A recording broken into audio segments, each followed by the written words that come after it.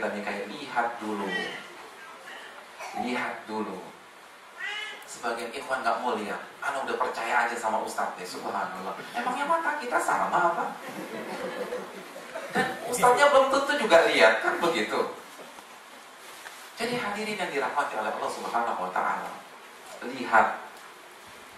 Syariat melihat ini dalil bahwa fisik itu diperhatikan. Fisik itu diperhatikan. Dan wanita pun juga melihat laki-lakinya. Karena Islam agama fitrah, dan fitrah laki-laki tertarik dengan fisik wanita, sebagaimana fitrah wanita tertarik dengan fisik laki-laki. Betul tidak apa-apa di belakang? Betul ya, apa-apa tertarik sama fisik antum, subhanallah. Artinya tertarik dengan fisik laki-laki, dan laki-laki tertarik dengan wanita. Itu fitrah, jangan dikubur. Sunnah itu fitrah. Kedatangan sunnah ke dalam kehidupan kita bukan untuk menghilangkan fitrah, namun berjalan beriringan secara paralel dengan fitrah yang ada di dalam hati kita. Allah katakan fitratallahi allati fatara an-nasa 'alaiha. Islam itu fitrah yang Allah masukkan ke dalam dada kita. Jadi jangan sampai salah memilih istri. Makanya sebagian ulama fikih mengatakan, memilih calon istri atau suami itu menggabungkan dua unsur. Yang pertama kesalehan, dan yang kedua irtiyahun nafas. Jiwa kita cocok sama dia. Jadi bukan hanya saleh. Ingat sekali lagi kaedahnya, antum bukan sedang mencari siapa? Imam masjid, guru TPA, ustadz atau ustadzah madrasah. Yang antum cari dan antum cari adalah calon suami atau calon istri. Jadi fisik sangat menentukan. Dan jangan ragu-ragu mengatakan tidak kalau fisiknya tidak cocok. Jangan ragu-ragu mengatakan tidak. Karena itu fitrah, jangan menipu fitrah antum sendiri. Kalau kita tidak bisa terima, katakan tidak. Dan di antara dalilnya adalah hadis khuluknya istri dari siapa? Hah? Istri siapa? Thabit bin Qais. Thabit datang nggak Thabit? Hadirin sekalian rahimanillah, suatu hari istrinya Thabit datang kepada Nabi SAW. Namanya Habibah kalau tidak salah. Habibah, istri Thabit itu datang ke Nabi SAW. Lalu istrinya mengatakan, ya Rasulullah, wahai Rasulullah, aku tidak pernah melihat cacat dalam agama serta akhlak suamiku. Walakinni akhaful kufra ba'dal iman. Namun aku khawatir kufur setelah aku beriman. Apa maknanya? Kufur nikmat. Aku khawatir aku kufur nikmat. Suamiku ini baik banget, ibadahnya luar biasa, imannya diacungkan jempol, akhlaknya mulia. Siapa suaminya? Siapa suaminya? Thabit. Antum tahu siapa Thabit? Thabit itu khatibnya Nabi SAW. Nabi kalau sedang keluar dan harus ada yang mengisi khutbah, maka Nabi akan menunjuk Thabit bin Qais. Ini khatibnya Nabi SAW. Dan sahabat yang satu ini sudah dijamin surga oleh beliau. Allahu Akbar. Thabit sudah dijamin surga. Silakan cek riwayatnya ketika antum buka tafsir surat Al-Hujurat ayat 2. Al-Hujurat ayat 2. Saya tidak akan bahas surat ayat itu karena terlalu panjang. Tapi Thabit sudah dijamin surga. Saya tanya kepada ibu-ibu di sini, siapa ibu-ibu yang suaminya sudah dijamin surga? Nggak ada. Habibah ini suaminya sudah dijamin surga, tapi ngadu kepada Nabi, ya Rasulullah, suamiku ini baik banget, akhlaknya mulia, ibadahnya rajin, tapi aku khawatir kufur nikmat. Apa maknanya? Aku nggak cinta sama dia Rasulullah. Aku tidak cinta dengan beliau. Saya khawatir karena ketidakcintaan saya lepas kontrol. Akhirnya kebaikan dia saya balas dengan air tuba, dengan keburukan. Lihat fairnya seorang sahabat. Lalu Nabi mengatakan apa? Atarudina hadifatahu apakah engkau mau mengembalikan maharnya sebuah kebun atau sebuah taman? Ya Rasulullah. Maka Nabi perintahkan Thabit untuk menceraikan. Dalam riwayat yang lain, masalah Habibah, masalah apa? Fisik. Masalah Habibah adalah masalah apa? Fisik. Padahal suaminya dijamin masuk surga, tapi nggak cinta. Kenapa? Fisiknya nggak cocok. Dalam riwayat, Habibah, istrinya ini pernah jalan sama Thabit. Kan biasa suami istri jalan bareng. Ketika jalan bareng, mereka melewati sekelompok para laki-laki, maksudnya para sahabat yang lagi duduk-duduk mungkin. Lalu tanpa sadar, si istri membandingkan antara suaminya dengan para sahabat yang sedang duduk-duduk tersebut. Apa kata dia? Dia katakan, aku baru menyadari, fa'innahu asyadduhum sawada. Ternyata suamiku ini yang paling hitam kulitnya. Wa aqsaruhum tula, dan yang paling pendek posturnya. Wa akbaruhum wajha, dan yang paling kurang wajahnya. Subhanallah. Yang paling hitam, yang paling pendek, dan yang paling kurang wajahnya. Masalah apa ini? Fisik. Karena agama nggak ada keraguan dari Thabit. Tapi yang perlu diingat, catat baik-baik. Ketika antum baca riwayat ini, jangan ada yang mencela Thabit, dan jangan ada yang menertawakan Thabit. Dan jangan ada yang meremehkan istri beliau. Kenapa? Karena fisik itu relatif. Kebetulan seleranya istri Thabit ini apa? Putih, tinggi. Kalau wajah kan relatif, kan begitu ya. Intinya putih, tinggi, dan tampan lah. Tapi tampan pun juga relatif. Walaupun memang ada yang tampannya itu muttafaqun alaih, kayak Bukhari Muslim gitu ya. Kayak hadis aja. Itu semua sepakat ijma, dia tampan. Atau cantiknya ijma begitu ya. Ada yang khilaf juga kan gitu ya. Jadi kecantikan, ketampanan ada yang ijma, ada yang khilaf. Ya biasa kayak masalah fikih lah. Tapi intinya relatif. Jadi sekali lagi, Habib biasa. Jadi kebetulan saja beliau seleranya demikian. Ada wanita-wanita lain seleranya berbeda, iya apa tidak? Iya. Ada wanita-wanita yang justru seleranya adalah laki-laki kulit hitam. Kan gitu, kayaknya lebih gagah Ustaz deh, kan begitu. Saya mau cari yang kulit hitam. Ada wanita yang suka laki-laki yang pendek, kan begitu. Pak Ustaz kayaknya minimalis, kan begitu ya. Jadi suka yang pendek gitu loh. Bagus mungil gitu kan, imut-imut. Itu wajar. Selera orang nggak ada yang boleh maksa.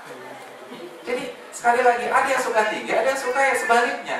Jadi jangan sampai kita mencela orang gara-gara selera dia. Itu biasa. Dalam dunia sosial itu biasa.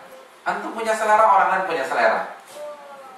Bisa dipahami ya. Jadi saya tidak mau ada kesan buruk baik untuk Thabit maupun untuk Habibah. Karena ini selera. Tapi yang saya ingin katakan, bahwa fisik memiliki peran penting dalam memilih jodoh. Jadi lihat fisik calon suami kita atau calon istri kita. Wallahu ta'ala a'lam bishawab. Sudah habis ini baru bahas masalah kriteria. Tapi ala kulli hal mungkin bisa dilanjutkan oleh Ustaz Askar dalam kajian-kajian yang lain. Ini yang bisa disampaikan karena kita harus buka sesi tanya jawab. Paling tidak apa yang bisa disampaikan bermanfaat bagi kita. Dan selebihnya mungkin bisa dibahas dalam kesempatan lain atau dibahas oleh ustaz-ustaz Surabaya yang lebih capable daripada saya, lebih punya kapasitas dan ilmu yang matang sehingga bisa menjelaskan lebih baik lagi dan lebih jelas lagi. Kita buka sesi tanya jawab untuk menajamkan materi kita pada sore hari ini. Wassalamualaikum warahmatullahi wabarakatuh.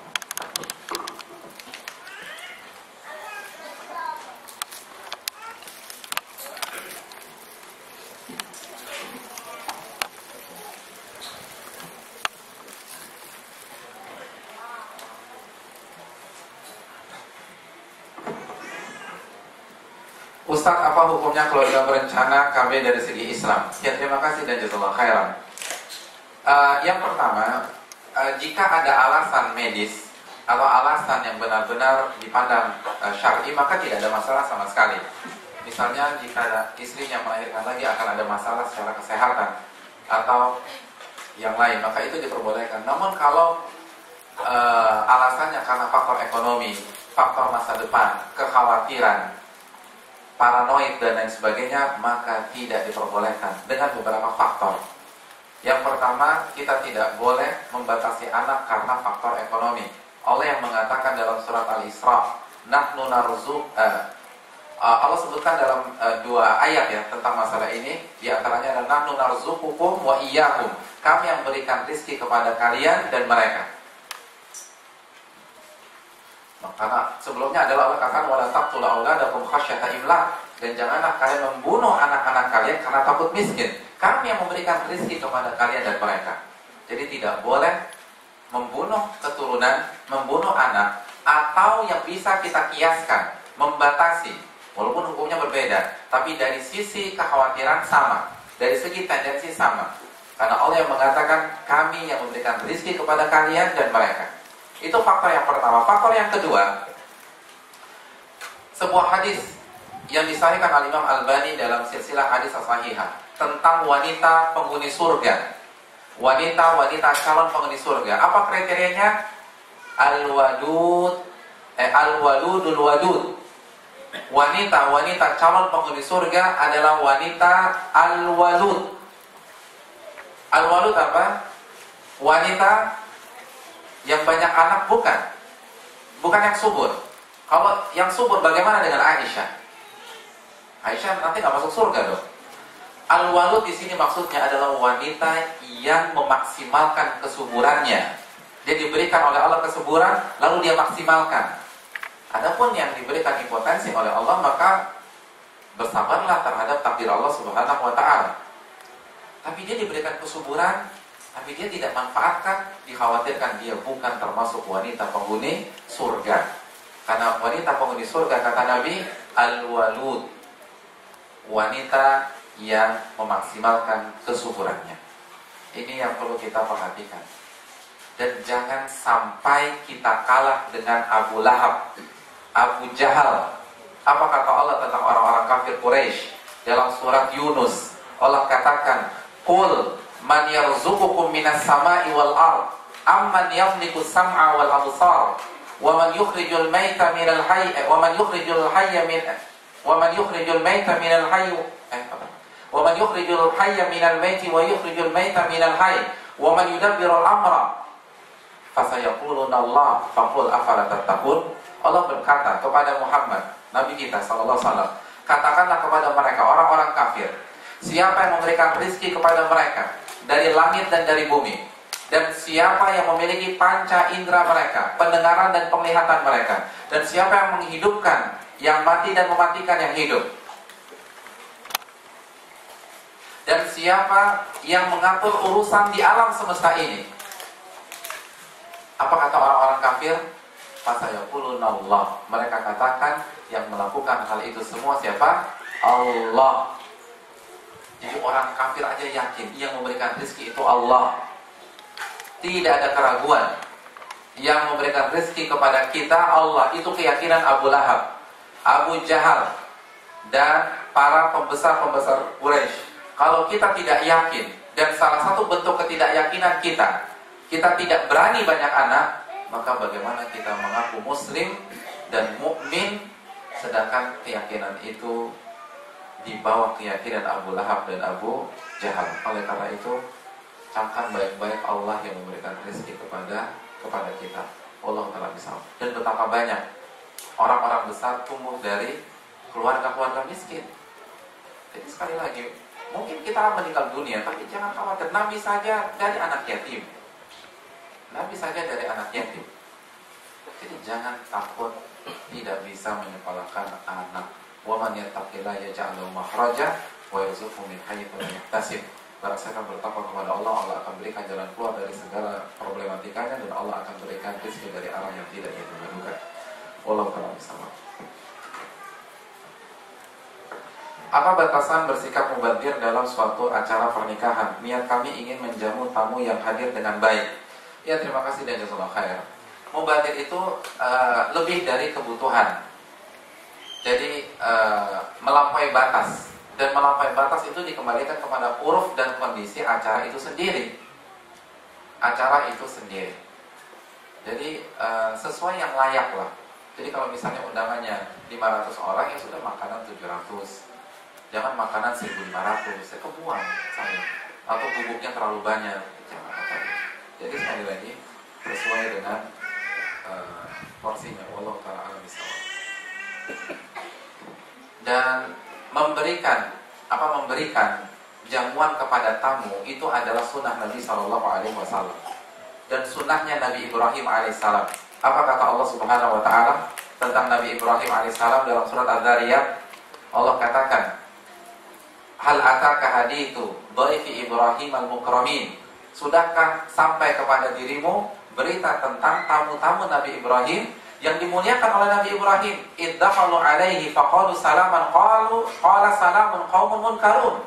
Ketika mereka masuk mendatangi Nabi Ibrahim, lalu mengucapkan salam, dan Nabi Ibrahim menjawab salam mereka dan menyapa mereka. Lalu apa yang diberikan Nabi Ibrahim? Bi'ijlin samin. Nabi Ibrahim menyembelih sapi muda yang gemuk. Ini tamu yang gak dikenal, tamu yang tanpa perjanjian, tanpa appointment sebelumnya. Sembelih sapi, tamu yang gak dikenal. Gimana kalau teman dekat? Jadi kalau masih mainnya paha ayam mah biasa. Ini sapi sembelih. Jadi kalau mainnya masih sayap, masih dada, masih potongan ayam, atau satu ikan gurame biasa. Satu sapi. Siapa yang bisa seperti itu? Kita mau kasih orang buntut sapi aja mikir-mikir. Iya. Sop buntut memang murah apa? Sop buntut berapa satu porsi? 50.000. Itu mikir-mikir. Itu buntutnya padahal. Nabi Ibrahim satu sapi. Allah. Nabi Ibrahim satu sapi. Ini gak dikenal. Makanya menjadi simbol memuliakan tamu di dalam Al-Quran. Jadi sekali lagi, makanan enak bukan berarti mubadzir. Karena yang pertama kali memberikan jamuan yang luar biasa adalah Nabi Ibrahim alaihissalam. Tapi sesuai dengan porsi, itu maksudnya. Dan yang perlu dipahami juga di antara masalah ini yang perlu ditekankan, jangan hanya mengundang orang-orang kaya saja. Syarut ta'am, seburuk-buruk makanan adalah walimah yang diundang hanya orang kaya dan meninggalkan orang-orang miskin. Ini adalah seburuk-buruk makanan walimah. Dan salah satu fenomena yang bisa dikiaskan adalah ruangan VIP di resepsi pernikahan. Kenapa? Karena itu jelas membedakan. Iya apa tidak? Tahu kan ruangan VIP di resepsi pernikahan itu tidak diperbolehkan, itu diharamkan dalam Islam. Karena itu membedakan. Kenapa? Karena yang masuk VIP orang miskin atau orang kaya? Orang kaya. Jadi kita disuruh ngantri, dia langsung dapat free pass. Itu tidak diperbolehkan. Tidak boleh membeda-bedakan dalam walimah. Bisa jadi orang miskin itu pengorbanannya lebih besar untuk mendatangi acara kita dibanding orang kaya. Orang kaya hanya duduk manis, disupirin oleh seorang driver. Adapun orang miskin dia mungkin harus naik 3 kali 4, dia harus penuh dengan debu, naik motor dan lain sebagainya. Jadi kita harus menghargai setiap tamu yang datang ke acara kita. Wallahu ta'ala bishawab.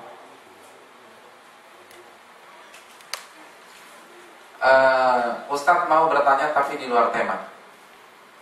Apakah kita disunahkan berpuasa mulai tanggal 1 Dzulhijjah sampai 10 Dzulhijjah?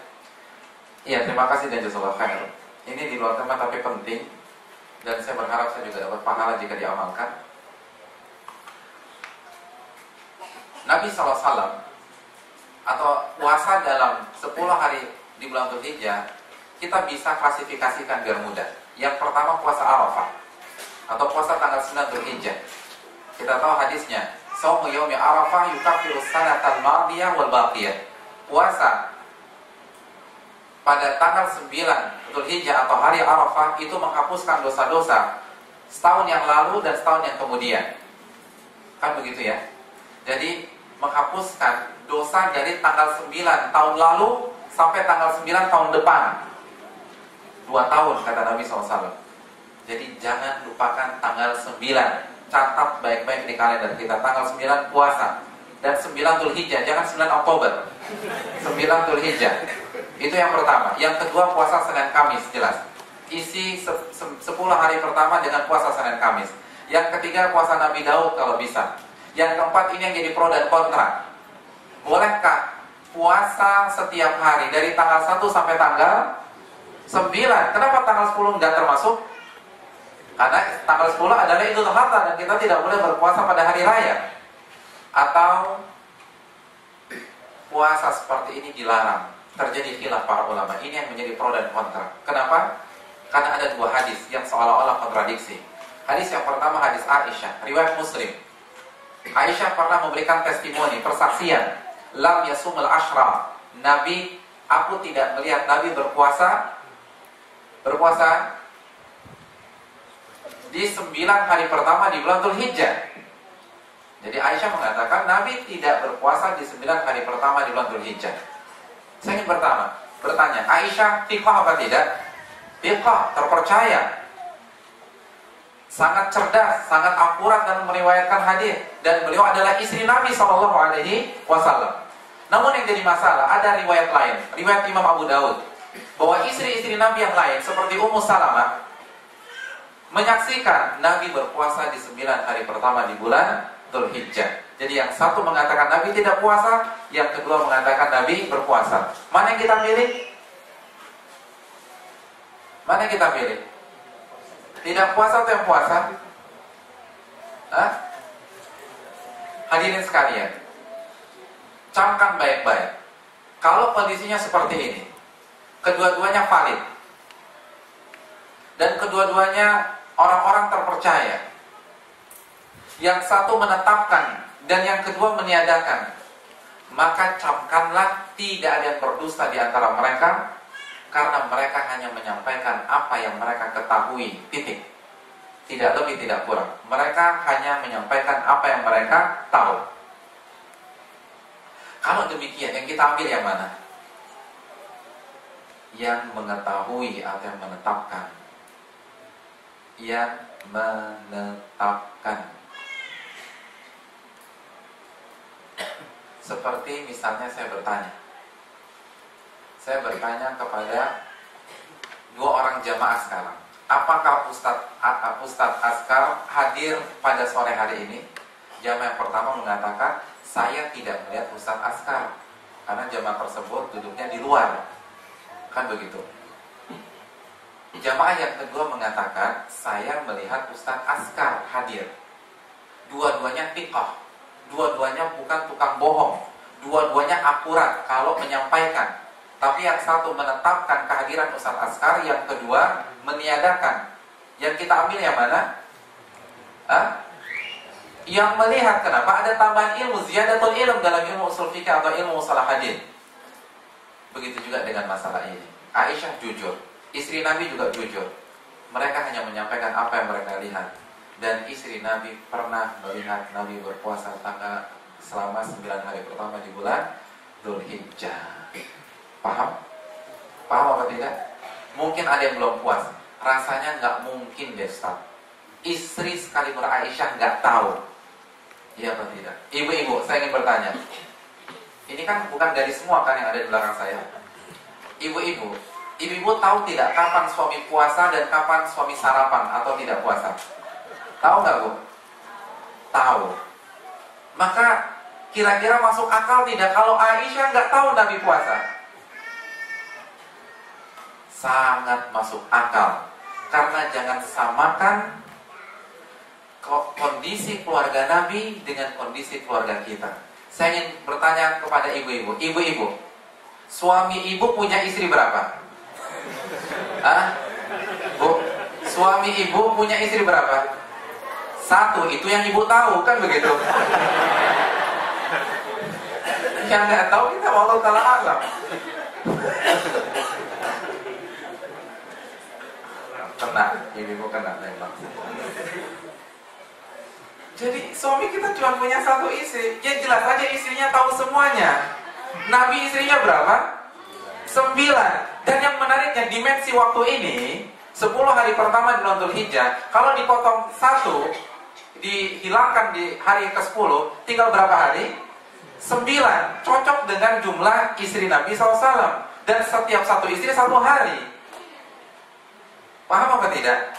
Jadi Nabi punya 9 istri, dan dimensi waktu ini hanya ada 9 hari. Maka sangat mungkin ketika di waktu Aisyah Nabi tidak puasa, dan di waktu-waktu istri yang lain Nabi puasa. Jadi ketika giliran Aisyah Nabi nggak puasa, atau ketika giliran Aisyah pas tanggal 9 Dzulhijjah. Jadi nggak kelihatan gitu loh. Karena kan tanggal 9 Dzulhijjah puasa Arafah jelas. Paham tidak? Ada gambaran tidak?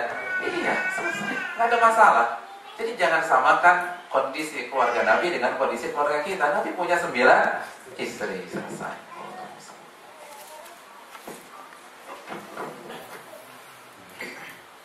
Masih ada waktu?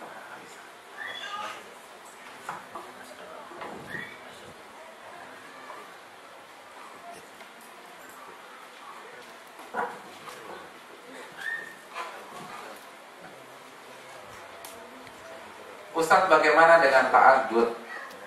Bolehkah menikah dengan syarat calon suami menceraikan dulu istri pertamanya?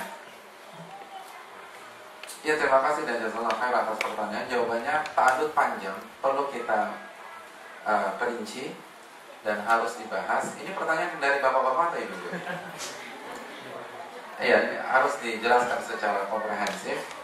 Adapun yang kedua, jawabannya tidak boleh, haram. Haram. Tidak diperbolehkan seseorang meminta menceraikan. Jadi Allah melarang seseorang wanita meminta suaminya menceraikan madunya. Bahkan Allah tidak akan mencoba surga. Jadi ini yang perlu kita perhatikan. Kita tidak boleh melakukan hal seperti itu.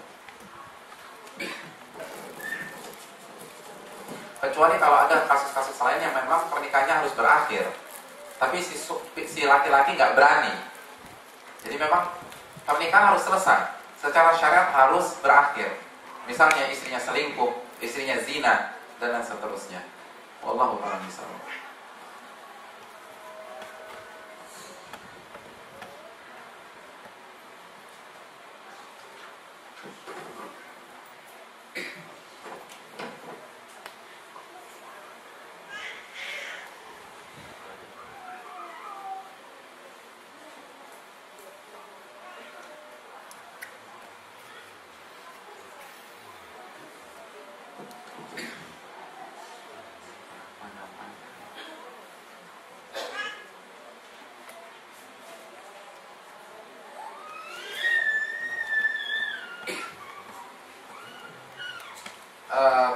Tadi disebutkan bahwa iblis suka perceraian, lalu bagaimana jika pasangan atau istri sulit untuk diarahkan dalam kebaikan agama, bolehkah diceraikan? Dan jika sudah cerai, apakah suami masih bertanggung jawab terhadap istri dan anaknya dalam hal mendidik dia? Ya, terima kasih dan jazakallahu khairan. Yang pertama, bahwa masalah-masalah seperti ini sebaiknya